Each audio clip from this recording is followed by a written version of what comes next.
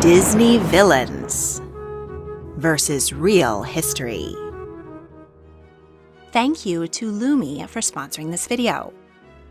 I recently made 2 episodes comparing the Disney princesses to real royal women from history. And while the romantic and tragic true tales of fair maidens are fascinating, the real juicy tea is with the villains. Let's take a look at the inspiration behind 7 of Disney's devious baddies and meet the real historic antagonists who hail from similar cultures and committed equivalent evil deeds. Grimhilde, the evil queen from Disney's first animated feature, 1937's Snow White and the 7 Dwarfs, is the archetype villain. The jury is still out on Gal Gadot's portrayal of this iconic role. The story is based on a German folktale recorded in the Brothers Grimm's 1812 book, Children and Household Tales. The design of the film suggests a setting in the 1500s. The evil queen's look was inspired by a statue of Uta von Ballenstedt on the facade of Nuremberg Cathedral. She was an 11th century noblewoman and was said to be the fairest in medieval Germany. But she wasn't particularly evil. We have to go back to the 6th century to find a royal who truly lives up to the evil queen's diabolical deeds. Fredegund was born into a poor family and was either captured or sold into slavery. While she was scrubbing pots in the palace kitchens, the strawberry blonde beauty caught the eye of King Chilperic. He ruled over Neustria, a Frankish kingdom in the north of modern France. When Queen Gloucester walked in on her husband in bed with the scullery maid, she was outraged. The next morning, Her Majesty woke up dead. She had been strangled, probably on her husband's orders. 3 days later, the former slave girl stood at the altar, bedecked in her predecessor's jewels. The new queen, fairest in the land, silenced anyone who brought up her humble origins. She gave birth to 6 children, but the regicide did not go over well, particularly with Queen Gloucester's sister, Queen Brunhilde. She was married to King Chilperic's brother, King Sigebert, who ruled over the neighboring kingdom of Austrasia. The 2 women began a bloody feud. Sigisbert and Brunhilde marched to Paris to push their in-laws out. But Fredegund had a talent for revenge and poison. She hired 2 boys to go to King Sigisbert and claim to be defectors. At the time, everyone carried a small knife on their belt for eating and hunting, so royal guards thought nothing of allowing the armed boys into the king's tent. But their blades were impregnated with wolfsbane and snake venom. It only took a small cut, and the king was mortally wounded. Chilperic and Fredegund reclaimed Paris. He was so indebted to his cunning wife that he handed her considerable power. Brunhilde was imprisoned. But Prince Merafch, Chilperic's son from his first marriage, rescued and married his aunt in the hopes that she could help him gain the throne. Thus, Brunhilde became Fredegund's stepdaughter-in-law. The queen was determined that only her own sons should rule, so she badgered her husband to take his army and surround the newlyweds. The prince was captured, tonsured, and sent to a monastery, but Brunhilde got away. In 584, King Chilperic met with a deadly accident during a hunt. Brunhilde might have had something to do with it. Furious, Fredegund marched her army towards Brunhilde. The queen personally raided villages with her men and burned the city of Champagne to the ground. She ordered her soldiers to walk by night, carrying tree branches as camouflage to surround her rival's army. At daybreak, Brunhilde's soldiers were slaughtered, but she managed to escape again and continued to rule over Austrasia as regent for her son and then her 2 grandsons. After 45 years of rivalry between the 2 queens, Brunhilde won by outliving her stepmother. Fredegund died of natural causes in 597. But unlike Snow White, Brunhilde's rule grew increasingly ruthless. Her people turned against her and sided with Fredegund's son, King Clothar. In 613, he captured Brunhilde and ordered the 70-year-old queen to be executed by having her hair and arms tied to a horse and dragging her through the streets. Not much of a happily ever after. Plotting the downfall of your enemies sure can work up a sweat. Unfortunately for Queen Fredegund, modern deodorants were not invented until 1888, so she was probably pretty stinky under that gorgeous gown. Luckily today, we have Lumi, so your pits and bits can smell good enough for birds to serenade, not like the evil queen's poisonous potions. Lumi was invented by OBGYN Shan Yu. It's clinically proven to block body odor all day and continues to control BO for up to 72 hours. It's cruelty-free, vegan, baking soda-free, paraben-free, and pH-optimized to use on any smelly parts, pits, privates, and beyond. You only need a pea-sized amount of the whole body invisible cream. The stick glides on smooth and disappears. The invisible spray is fabulous for hard-to-reach places. The acidified body wash makes me feel extra fresh when coming out of the shower. And if I'm out and about and catch a whiff I don't like, I keep these acidified deodorant wipes on hand for a quick refresh. Lumi comes in 8 lovely scents. The ones that make me feel the most like a princess are toasted coconut and lavender sage. Lumi's starter pack bundle is a great deal for new customers. It comes with a full-size stick deodorant, a cream deodorant tube, or spray deodorant, 2 free products like the wipes or mini body wash, free US shipping, and just for my followers, Lumi is offering an extra $5 off when you click the link in the description below and enter code LHOLIDAY at checkout. That's a deal of over 40% off. And now, back to history. The Queen of Hearts from Disney's 1951 film Alice in Wonderland is based on Alice's Adventures in Wonderland, published in 1865. Author Lewis Carroll created the tyrannical, tantrum-throwing queen as a thinly veiled satire of his own monarch, Queen Victoria. She had a sheltered childhood under a controlling mother. When she inherited the throne at 18, Victoria displayed a strong streak of imperiousness. The monarchy's place in modern society was very much in question. Previous generations of Hanoverians had gotten in the way of progress and made a mockery of themselves. The young queen started off popular, but made many early missteps. She caused controversy by favoring ladies-in-waiting from the party of the Prime Minister, Lord Melbourne. Monarchs were not supposed to show political favoritism. Next, she humiliated Lady Flora Hastings by accusing her of being pregnant out of wedlock. Victoria looked pretty bad when Flora died of a liver tumor.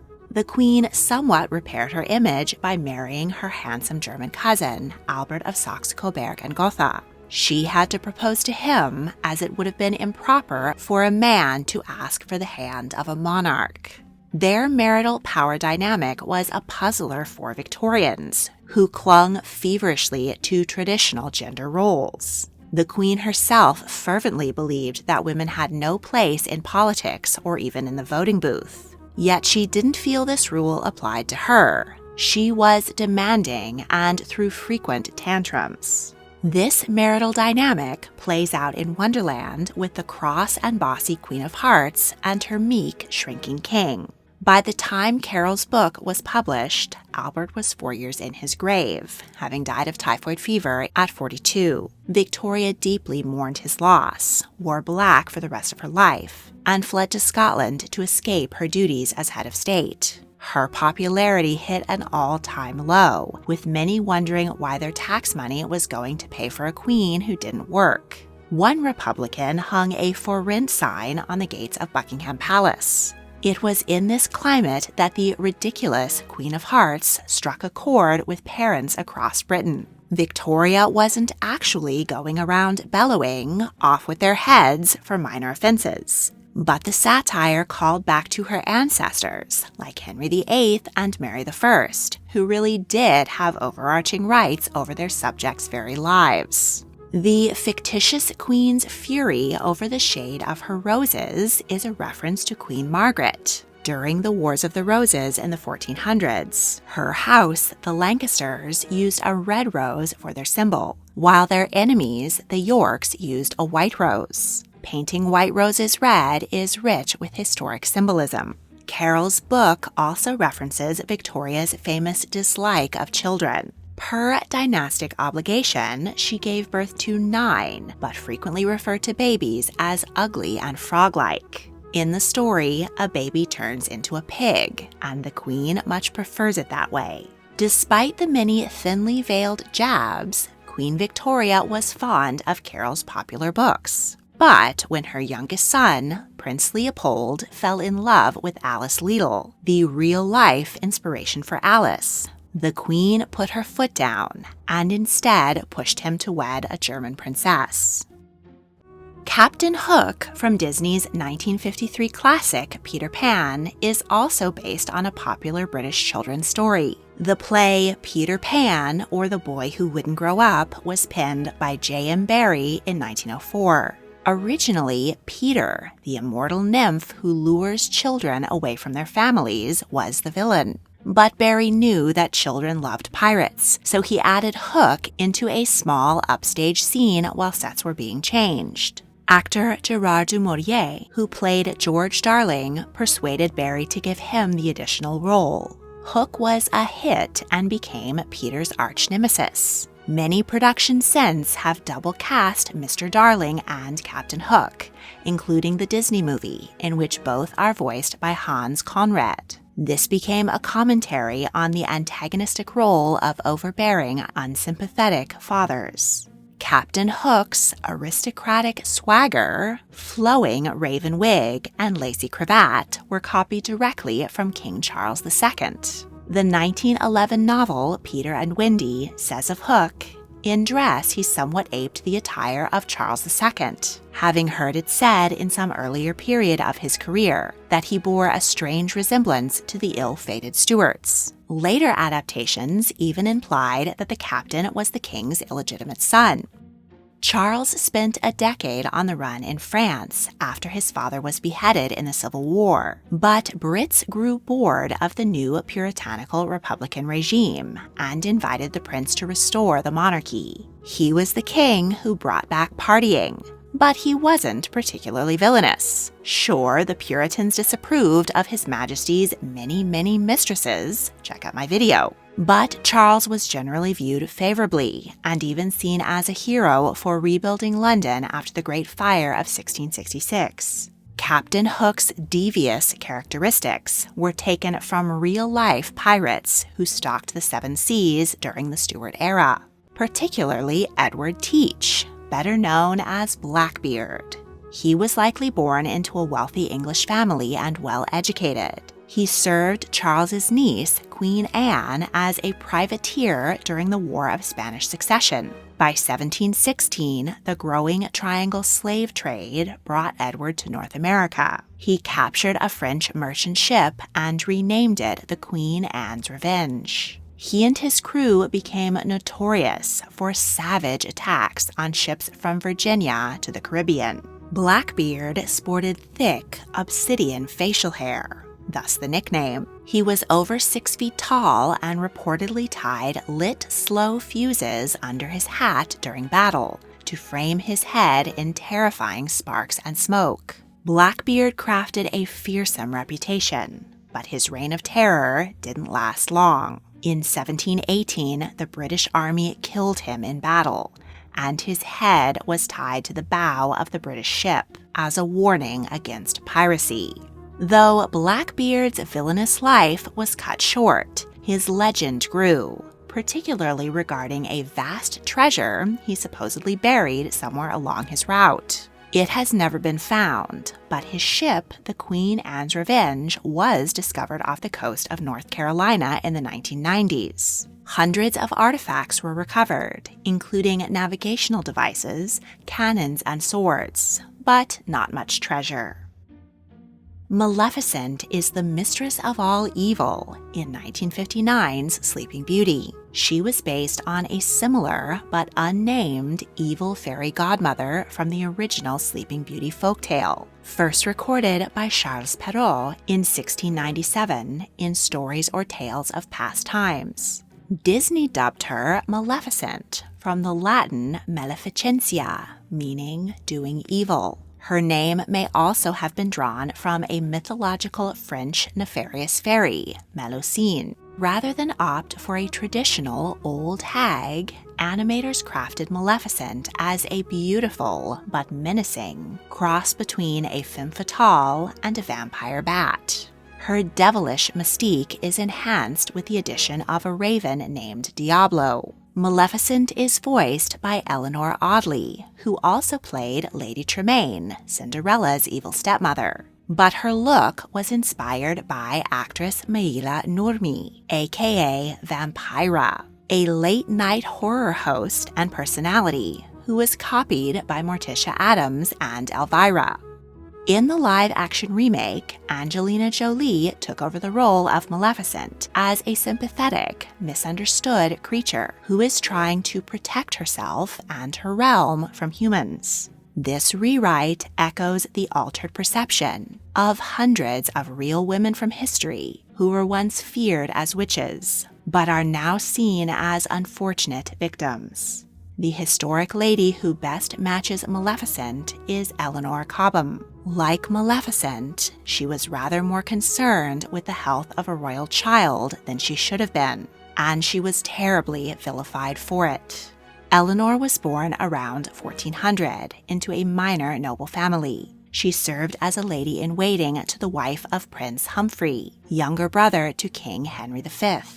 Eleanor became the prince's mistress, and he scandalously annulled his first marriage to wed her. When King Henry died, Humphrey became regent for his young nephew, King Henry VI. He and Eleanor were now just a heartbeat away from the throne, and they were anxious to know what the future had in store. Eleanor visited two famous astrologers to get her fortune told. In the 15th century, astrology was tantamount to rocket science, so it was taken very seriously when they predicted that the 19-year-old king would fall ill and die, making way for Humphrey and Eleanor to become king and queen. When rumors of the prophecy reached the king, he was alarmed. He had his own astrologers assure him that no such calamity would occur, and he had Eleanor and her astrologers arrested on charges of treasonable necromancy. Eleanor was locked up in Leeds Castle. Next, she was accused of visiting a woman named Marjorie Jourdemain, known as the Witch of Eye, who had given her a potion to help her conceive. She was also accused of using witchcraft to seduce the prince from his first wife. The charges against Eleanor were likely exaggerated to censure her ambitious husband, but that didn't help her innocent accomplices. One of the astrologers died in the tower. The other was hanged, drawn, and quartered. Marjorie was burned at the stake. As a noblewoman, Eleanor got off relatively easily. She was forcibly divorced from her husband and stripped of her titles and wealth. Then she was made to walk barefoot through the streets of London on 3 consecutive market days, while crowds jeered and humiliated her. She held a lit candle to signify her penance, a punishment usually reserved for sex workers. This event was an inspiration for Cersei's Walk of Shame in Game of Thrones. Finally, Eleanor was imprisoned for life at Bain-Maries Castle, where she died at 52. Jafar from the 1992 movie Aladdin was based on stories from 1001 Nights. This collection of Middle Eastern folk tales was originally compiled during the Islamic Golden Age, 700 to 1300. The overarching narrative is of a fictional Persian sultan whom, after discovering that his wife was unfaithful, decides to marry a new virgin every night, take her to bed, and then have her beheaded in the morning. After disposing of numerous noble ladies, the Sultan weds his vizier's clever daughter, Scheherazade.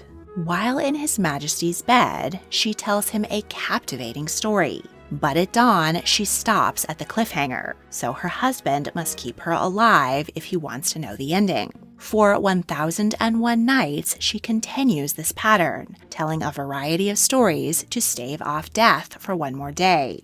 Finally, the Sultan falls in love with Scheherazade, and they live happily ever after. One of the most popular tales within the tale, Aladdin's Wonderful Lamp, was not actually part of the original story, but was added by French writer Antoine Guélandon in 1717. The antagonist in his version is a sorcerer who tricks Aladdin into a booby-trapped cave to retrieve a genie-filled lamp. Disney developed this villain into the Sultan's evil vizier, or advisor, and named him Jafar. He is based on a real royal vizier, Jafar ibn Yahya. He was born in 767. He inherited the position of vizier to Harun al-Rashid, Caliph of the Abbasid Caliphate, who ruled over much of North Africa and the Middle East. Jafar was an innovator and introduced Indian science to Baghdad. He obtained knowledge of papermaking from Chinese prisoners of war and opened paper mills, which aided the spread of information. So far, Jafar doesn't sound like much of a bad guy. But in 1803, he did something so heinous that the Caliph turned on him. Jafar ibn Yahya was beheaded at 36. It's not clear what he did, but there are rumors that he had an affair with the Caliph's sister.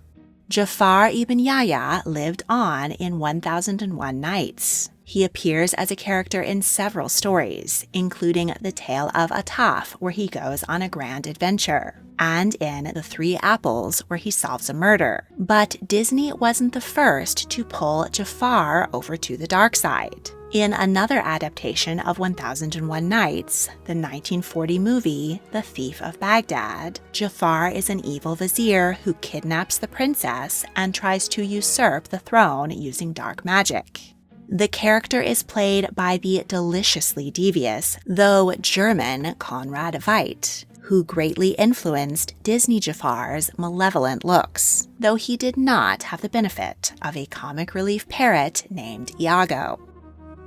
Scar from 1994's The Lion King is the most iconic animal villain. Creators at Disney desired to make an animated film featuring the fauna of sub-Saharan Africa. So, naturally, they based the story on William Shakespeare's 1601 play, Hamlet. As in the famous tragedy, a prince avenges his father's murder at the hands of his uncle. But medieval Denmark was swapped out for the bright colors of the African savanna. And instead of a depressed prince, Hamlet is a cute lion named Simba. The ghost becomes Mustafa. Queen Gertrude is Sarabi. Ophelia is Nala. Rosencrantz and Guildenstern are Timon and Pumbaa. And of course, the devious uncle, Claudius, who steals the throne and the queen, is now Scar. Disney added several creative touches to make the insidious feline a great villain. Several legendary actors were considered for the meaty role, including Tim Curry, Malcolm McDowell, Alan Rickman, Patrick Stewart, and Ian McKellen. But Jeremy Irons ultimately voiced Scar to comic and chilling perfection, as did Chiwetel Ejiofor in the 2019 live-action remake. His backlit, goose-stepping hyena army during the song Be Prepared is an unsettling reference to Adolf Hitler's Nazis. The hyena Third Reich has some basis in nature. Lions and spotted hyenas are the dominant carnivores in many African ecosystems. But the two species are competitors and are not known to team up. Groups of hyenas do join forces to attack single lions, so Scar's gruesome death at the jaws of his former minions is scientifically accurate.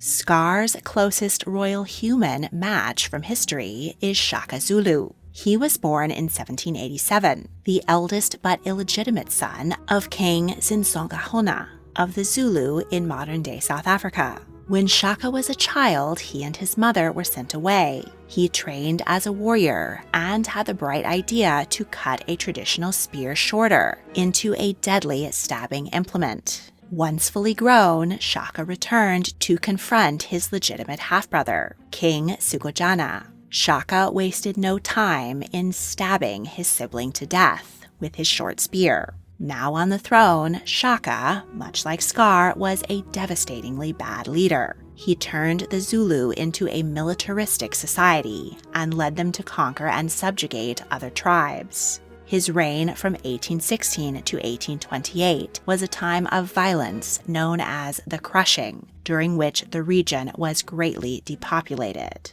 He devised a particularly brutal execution for one of his enemies. He locked her in a house with a pack of hyenas, who devoured her. Many were unhappy with his despotic leadership, and Shaka faced numerous assassination attempts. After being wounded, the king was treated by a visiting English explorer. He was grateful and fascinated by European medicine and technology, so he permitted the English to settle in his kingdom. This opened the door for the English conquest of the Zulu in 1879. In 1827, Shaka's beloved mother died. Broken by grief, he ordered no crops to be planted or animals milked. Cows were slaughtered so that calves would know the sadness of losing a mother. The king even ordered any women who became pregnant to be executed. Faced with starvation and slaughter, the Zulu rose up against their king. Shaka was assassinated by his brother, Prince Dingaan, who took the throne and established a new royal capital on the slope of Lion Hill. Shan Yu is the conquering villain in 1998's Mulan. The movie is based on the Chinese legend of Hua Mulan. In the ballad, an aged father is conscripted, so his daughter, Mulan, disguises herself as a man in order to take his place in the army. For 10 years, she distinguishes herself in battle against the nomadic hordes that threatened China's northern frontier throughout much of its history. The ballad gives few specifics on the enemies. The caricature of the dreaded northern barbarian was well known to Chinese audiences. Ha Mulan is honored by the emperor and offered a position in his council. Instead, she returns to her family and reveals her true gender. The folk heroine first appeared in literature from the Northern and Southern Dynasty era, 420 to 589, but the Disney film borrows elements from numerous eras. Somewhere along the way, they got their historic wires crossed. They named the enemy army the Huns, and numerous sources claimed that Shan Yu is based on the most famous Hun leader, Attila. But in reality, Attila the Hun threatened Eastern Europe and the Roman Empire, and never ventured as far east as China. Many groups in Central Asia have been referred to as Huns, a word meaning people in the Turkic language. But if and how these groups are connected to Attila's Huns is controversial. There was a mighty northern army called the Xiongnu, led by a fearsome warrior called Modu Shanyu. He threatened the Han dynasty of what is now China, and had a lot more in common with Disney's Shan Yu than just his name. But he lived around 200 BCE, centuries before Mulan. The army she was facing in the ballad was the Roran Cognate. Shan Yu and his soldiers share many characteristics with this group. They live off the land and are expert horsemen. They wear skins and furs, and Shan Yu's animal sidekick is a trained Saker falcon. Disney villains sure love their birds. This bird of prey is a symbol of power and freedom in Mongolian culture. They were crucial for scouting, hunting, and military communication. Unfortunately, Disney's Huns are also riddled with stereotypes. This was a rare instance in which the studio applied their villain filter, green-gray skin, yellow eyes, and elongated features, not to a single villain, but an entire group of people. And this portrayal has not been well received by actual Mongolians. In the 2020 live-action remake, Disney attempted to correct these cultural insensitivities by accurately renaming the enemy army the Rorans and their leader, Bori Khan. He is still a fictional character, but is more in line with an actual historic leader, who came a few centuries after the ballad, but is considered a hero in the region, Genghis Khan. He was born Temujin around 1162. His father died when he was 8, and his family was abandoned by his tribe. Still, he managed to marry Borta, the daughter of a powerful chief. His charismatic personality attracted allies, who came to his aid when Borta was kidnapped. After rescuing his beloved wife, Temujin rose to power and took the title Genghis Khan. He consolidated nomadic tribes into a single mighty army, and together they ravaged the Silk Road. The threat of Mongol invasion haunted Chinese dreams for centuries. The Great Wall existed as a series of fortifications as early as the 700s BCE, but Genghis Khan was a threat like they'd never seen before. He burned and pillaged villages and enslaved thousands. Unlike Shan Yu, Genghis Khan succeeded in defeating the Jin dynasty and taking over China. He controlled the largest contiguous empire in history and administered it well. He created a meritocracy, which was well connected by a Pony Express-like system. Once he was in control, peace and trade flourished in his empire. Genghis died in 1227, after 21 years as Khan. His descendants ruled for a few more generations, but without a mighty leader, the empire fell apart. China redoubled their northern defenses, and the Great Wall was completed by the Ming Dynasty between 1368 and 1644. So the likes of Shan Yu and Genghis Khan would never again conquer China. Did I miss your favorite Disney villain? Let me know in the comments, and they may be covered in a future episode. Want even more tea on history? Check out the History Tea Time podcast. A special thank you goes to my patron, Mr. Linnell Crawford. If you enjoyed this video, please like, subscribe, comment your thoughts, and check out my other history videos. You can also join my Patreon to support my work and get early access to all of my multi-part series. Thank you for watching.